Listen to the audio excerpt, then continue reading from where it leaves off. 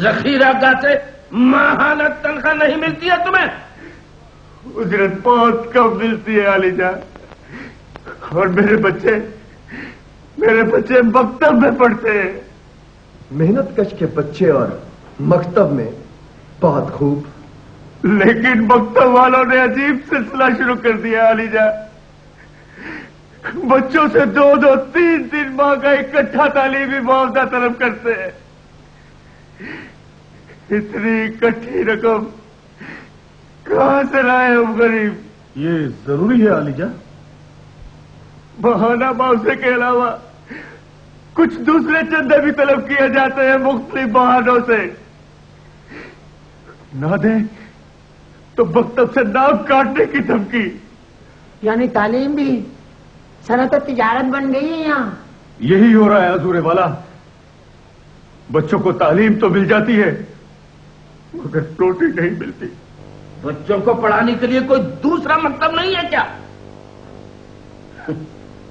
ہمارے دور سلطنت میں تعلیم اس قدر عام ہے کہ گلی گلی مکتب کھلے ہوئے ہیں، سبزی کی دکانوں کی طرح۔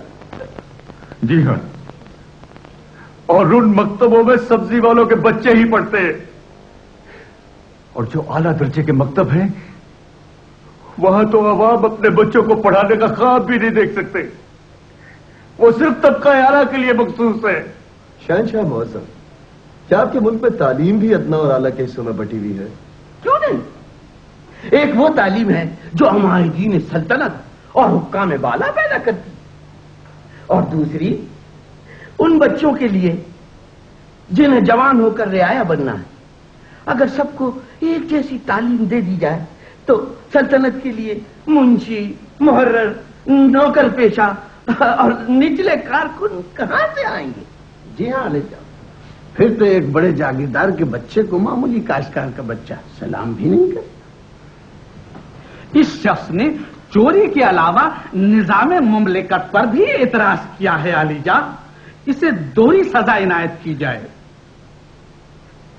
سزا ضرور ملے گی، ہم حکم دیتے ہیں کہ اسے 2 بار تخت دار پر لٹکا دیا جائے۔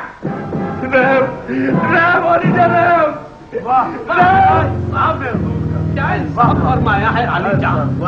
یہ تو ایسا انصاف ہے کہ اسے سنہری حرفوں سے تاریخ میں لکھا جائے۔